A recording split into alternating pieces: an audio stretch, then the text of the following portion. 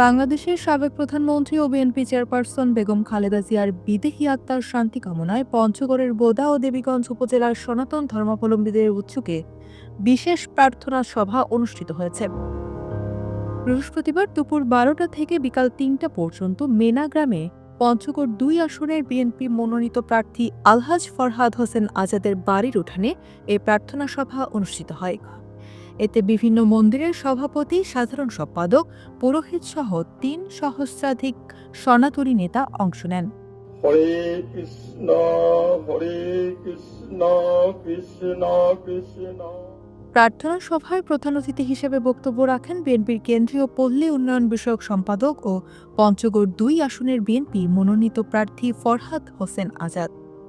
বিশেষ অতিথি হিসেবে উপস্থিত ছিলেন বাংলাদেশ হিন্দু বৌদ্ধ খ্রিস্টান ঐক্য পরিষদ পঞ্চগড় জেলা শাখার সাধারণ সম্পাদক শ্যামল কুমার রায়, বাংলাদেশ হিন্দু বৌদ্ধ খ্রিস্টান কল্যাণ ফ্রন্ট পঞ্চগড় জেলা আহ্বায়ক প্রেমাশিস রায় প্রধান এবং সদস্য সচিব অন্নপ্রসাদ রায়।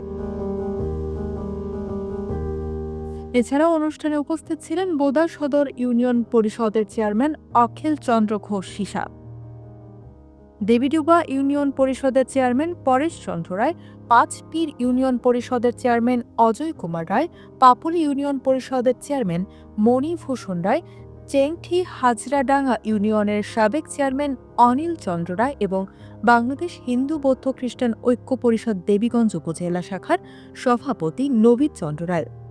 প্রার্থনা সভায় সভাপতিত্ব করেন ড দ্বিজেন্দ্রনাথ রায়। এছাড়া বোদা ও দেবীগঞ্জ উপজেলার ২০টি ইউনিয়ন ও ২টি পৌরসভার সনাতনী নেতৃবৃন্দ পৃথকভাবে বক্তব্য রাখেন।